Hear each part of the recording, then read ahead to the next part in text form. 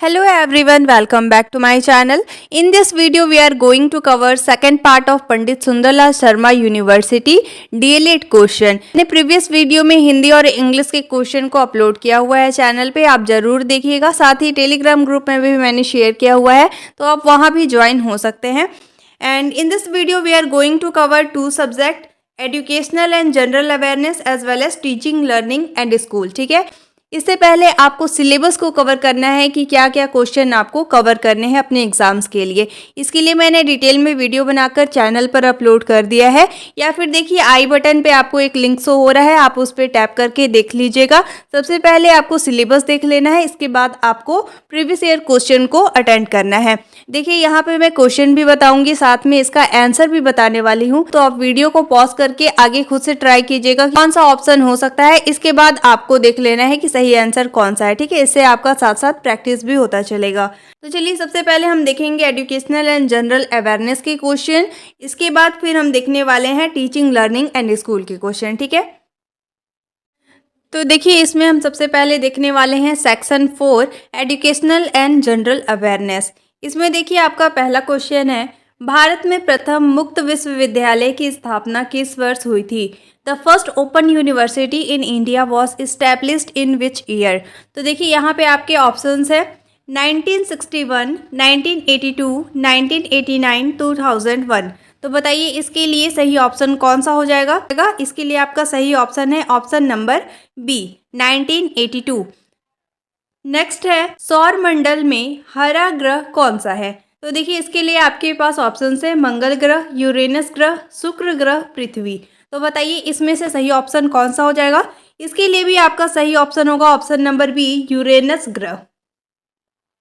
इसके बाद देखिए एलसीडी, ये आपका बेसिकली कंप्यूटर बेस्ड क्वेश्चन है, तो इसके लिए आपके ऑप्शंस है liquid clear display, live and current display, language code development, liquid crystal display. इसके लिए आपका सही ऑप्शन क्या है? Option number D, liquid crystal display. Next है, विद्यार्थी में प्लेवे पद्धति से क्या विकास होता है? संज्ञानात्मक विकास, शारीरिक विकास, भावनात्मक विकास, या फिर ऑप्शन नंबर डी, संज्ञानात्मक, शारीरिक एवं भावनात्मक विकास। तो इसके लिए आपका सही ऑप्शन कौन सा हो जाएगा? Option number D. इसके बाद देखिए 44 के बाद, इसके बाद देखिए 45, कौन सा विषय अपने पर्यावरण को बदलने में मनुष्य की भूमिका को समझने का प्रयास करता है? इसके लिए आपके पास ऑप्शंस है biology, geography, history, political science. इसमें आपका सही ऑप्शन कौन सा हो जाएगा? ऑप्शन नंबर बी, भूगोल, यानी आपका जियोग्राफी।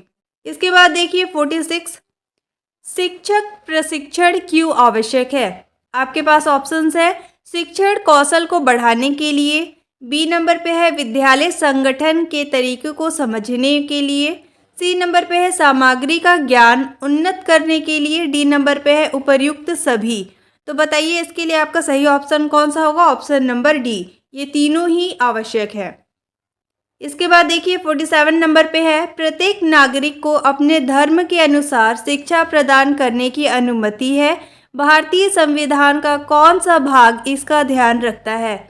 आपके पास ऑप्शंस है केंद्र और राज्य की समवर्ती सूची, लोकतांत्रिक अधिकार, निदेशक सिद्धांत, मौलिक अधिकार। तो बताइए इसके लिए सही ऑप्शन क्या हो जाएगा? ऑप्शन नंबर डी, मौलिक अधिकार अनुच्छेद, यानी कि आपका आर्टिकल 30।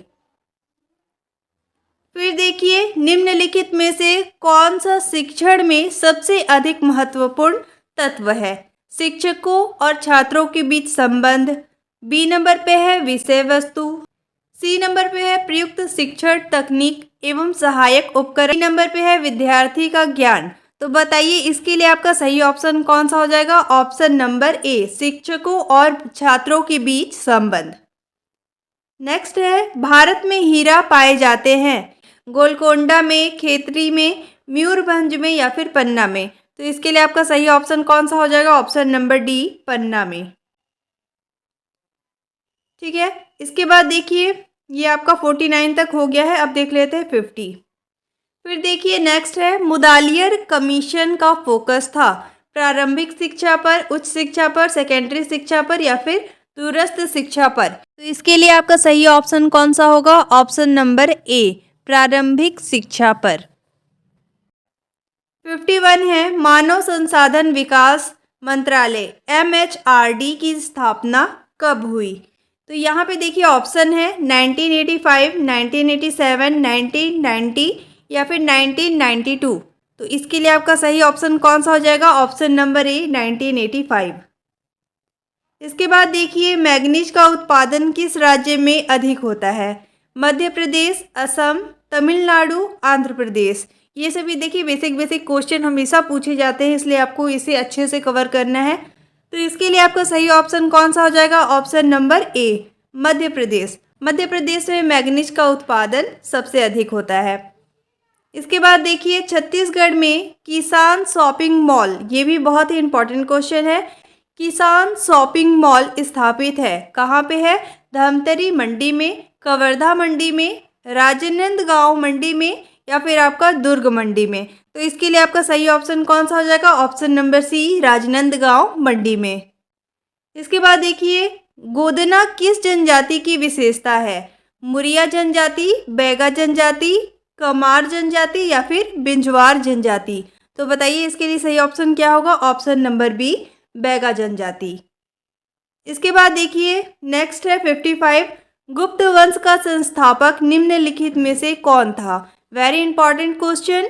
इसके लिए आपके पास ऑप्शंस है श्रीगुप्त, घटोत्कच गुप्त, चंद्रगुप्त या फिर समुद्रगुप्त। तो इसके लिए आपका कौन सा सही ऑप्शन होगा? Option number C, Chandragupta. ठीक है। नेक्स्ट है किस मिट्टी को रेगुर मिट्टी कहते हैं? लाल मिट्टी, काली मिट्टी, काप मिट्टी या फिर लैटेराइट मिट्टी। तो इसके लिए आपका सही ऑप्शन कौन सा हो जाएगा? ऑप्शन नंबर बी, काली मिट्टी को रेगुर मिट्टी कहा जाता है। 57 है, शिक्षक द्वारा बालक की सृजनात्मक को ब्लैंक किया जाता है? हतोत्साहित, नज़रअंदाज, ध्यान नहीं देना, प्रोत्साहित। तो बताइए इसके लिए सही ऑप्शन कौन सा हो जाएगा? ऑप्शन नंबर डी, प्रोत्साहित मतलब इनकरेज्ड। नेक्स्ट है कक्षा में कुछ बालक निरंतर प्रश्न पूछते रहते हैं, तो शिक्षक को उनके साथ कैसा व्यवहार करना चाहिए? कि ये सभी क्वेश्चन बेसिकली आपके अंडरस्टैंडिंग बेस्ड होते हैं, आप उसे किस तरीके से अप्रोच करते हैं ये बहुत इंपॉर्टेंट है। आप किसी बच्चे के अकॉर्डिंग देखिएगा तो वो सिचुएशन आप इसमें ईजिली फाइंड कर लीजिएगा कि कौन सा आंसर सही होना चाहिए। अब देखिए यहाँ पे जैसे 58 नंबर पे क्वेश्चन है कि कक्षा में कुछ बालक निरंतर प्रश्न पूछते रहते हैं, तो शिक्षक को उनके साथ कैसा व्यवहार करना चाहिए? तो इसके लिए आपके ऑप्शन है, जैसे देखिए यहाँ पे है छात्रों को डांट देंगे। तो देखिए कोई भी ना नेगेटिव थिंकिंग नहीं रखना है इसमें, तो इसके लिए आपका ये ऑप्शन गलत हो जाएगा। फिर है सी नंबर पे छात्रों के प्रति उदासीन रहेंगे, तो ये भी बिल्कुल गलत है। देखिए उनको शांत रहने के लिए कहेंगे। अगर कोई आपसे क्वेश्चन कर रहा है तो ऑब्वियस सी बात है आप उसका आंसर करेंगे, ठीक है। तो ये भी वो आपका ऑप्शन गलत हो जाएगा। आपके लिए इसका सही ऑप्शन होगा ऑप्शन नंबर बी, प्रश्नों को शांतिपूर्वक सुनेंगे तथा उनके प्रश्नों को उत्तर देंगे, ठीक है। इसके बाद देखिए कक्षा शिक्षण के समय शिक्षक को ध्यान रखना चाहिए कि शिक्षण, तो देखिए इसके लिए आपके ऑप्शन है शिक्षक अनुसार हो, ये तो होगा नहीं। फिर है आपका बाल केंद्रित हो, तो बाल केंद्रित ऑब्वियसली चाइल्ड सेंटर्ड होगा। फिर है सी नंबर पे पाठ्य पुस्तक को जल्दी से पूरा करने के लिए, तो ये भी नहीं होगा। फिर उपयुक्त डी में तो ये नहीं होगा। तो इसके लिए आपका सही ऑप्शन क्या होगा? Option number B, child centred होगा, ठीक है। इसके बाद देखिए NCTE है, मतलब इसका आपको बेसिकली फुल फॉर्म बताना है कि यहाँ पे इंग्लिश वाला देख लीजिए, national curriculum for teacher education. B number पे है national council for teacher education. C number पे है national conference on teaching English.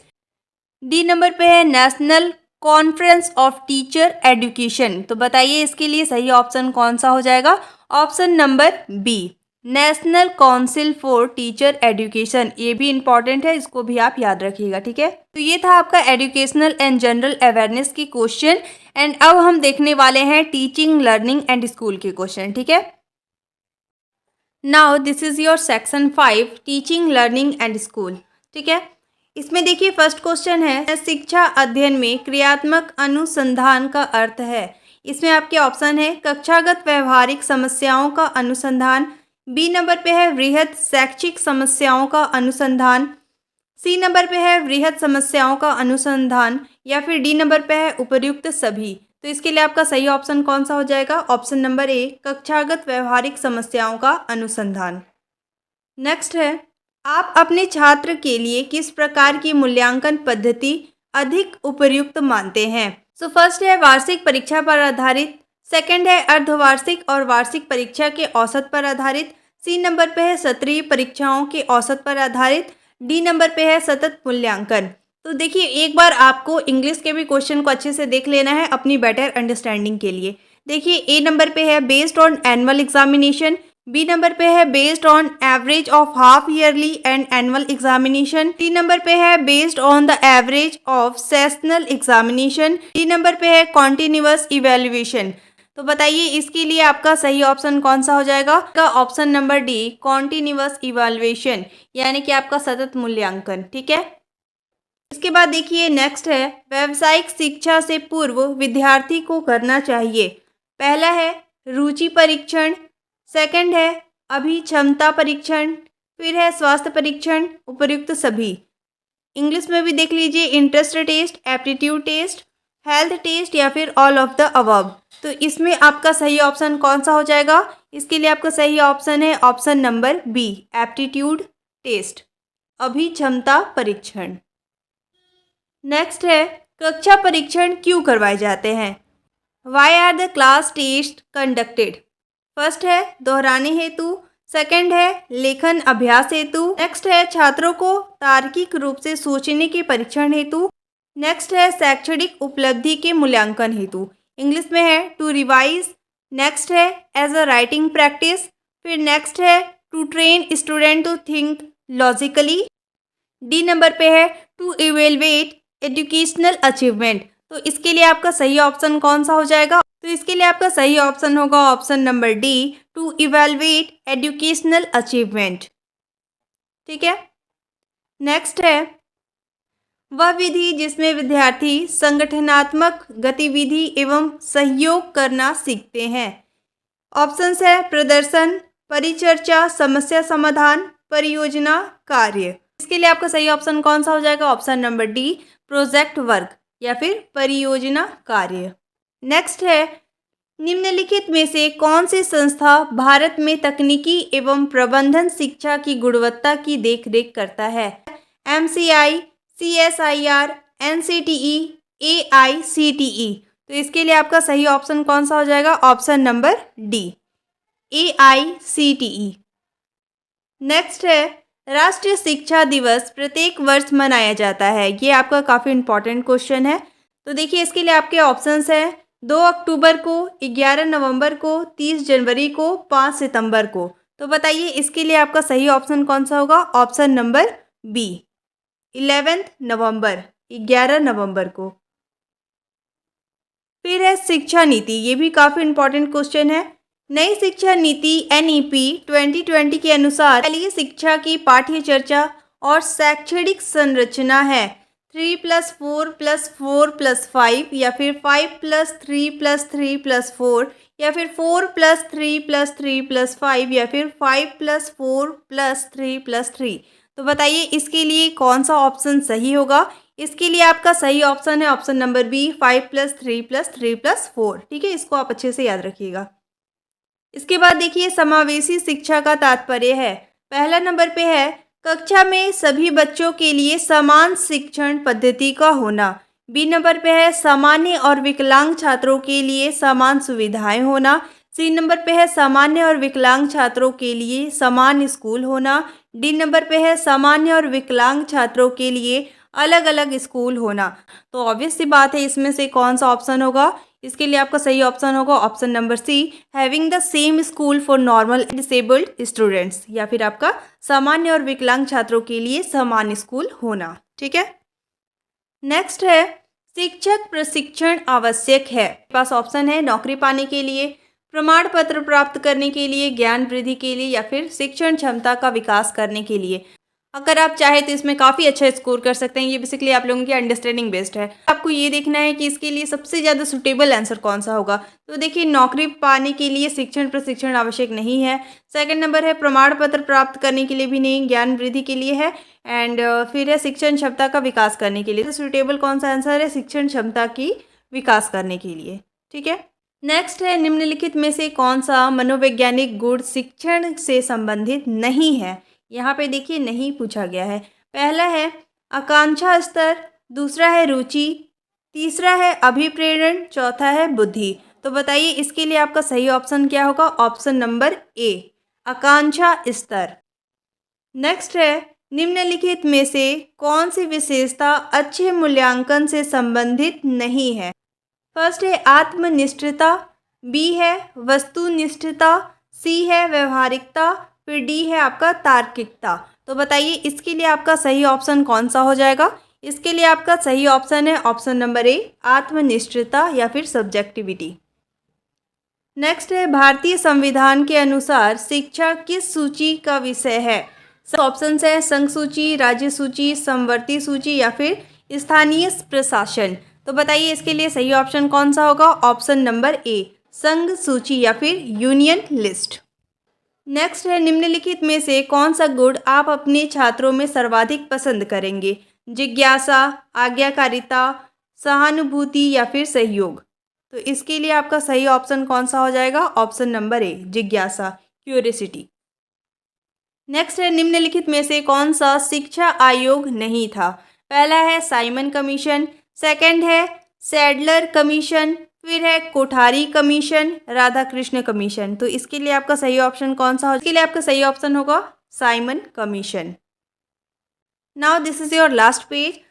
शालाओं में पाठ्य सामग्री क्रियाएं आयोजित की जाती हैं जिससे छात्रों में पहला है प्रतिद्वंदिता की भावना बढ़े, बी नंबर पे है सहयोगात्मक कार्य की प्रवृत्ति आए, सी नंबर पे है पुरस्कार प्राप्त करने की प्रेरणा विकसित हो, डी नंबर पे है शाला के प्रति आदर भाव बढ़े। तो इसके लिए आपका सही ऑप्शन कौन सा हो जाएगा। ऑप्शन नंबर बी, सहयोगात्मक कार्य की प्रवृत्ति आए। नेक्स्ट है, निशुल्क एवं अनिवार्य शिक्षा पाने का अधिकार अधिनियम किस दिनांक से लागू हुआ है। 1 अप्रैल 2022, 1 अप्रैल 2009, 1 अप्रैल 2010, 1 अप्रैल 2011। तो इसके लिए आपका सही ऑप्शन कौन सा हो जाएगा। ऑप्शन नंबर सी, 1 अप्रैल 2010। नेक्स्ट है, केंद्रीय दूरस्थ शिक्षा विद्यालय जिसे राष्ट्रीय शिक्षा नीति के निर्देशों के फलस्वरूप प्रारंभ किया गया था वह है।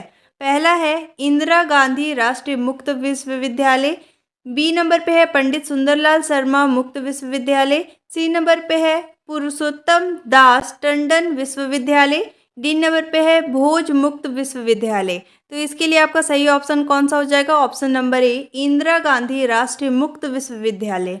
नेक्स्ट है, बच्चों की सीखने की प्रक्रिया में अभिभावकों की भूमिका होनी चाहिए। पहला है पॉजिटिव, दूसरा है नेगेटिव, तीसरा है इंस्पिरेशनल, नेक्स्ट है सिंपैथेटिक। तो इसके लिए आपका सही ऑप्शन कौन सा हो जाएगा। Option number C, inspirational. तो आज का ये लास्ट क्वेश्चन है, छात्र परिषद का प्रमुख उद्देश्य होता है। पहला है छात्रों को स्व अनुशासनबद्ध रहने का प्रशिक्षण प्रदान करना, बी नंबर पे है विद्यालय प्रबंधन की समस्याओं का सरलीकरण करना, सी नंबर पे है छात्रों के मनोबल में वृद्धि करना, डी नंबर पे है छात्रों को विद्यालयी समस्या को निपटाने हेतु सहभागिता प्रदान करना। तो इसके लिए आपका सही ऑप्शन कौन सा हो जाएगा। Option number D, option number D, छात्रों को विद्यालयी समस्याओं को निपटाने हेतु सहभागिता प्रदान करना, to provide participation to students to solve school problems. Thanks for watching. अब आपको इससे रिलेटेड कोई भी डाउट है, आपकी कोई भी क्वेरी है, you can ask on comment box. Thank you.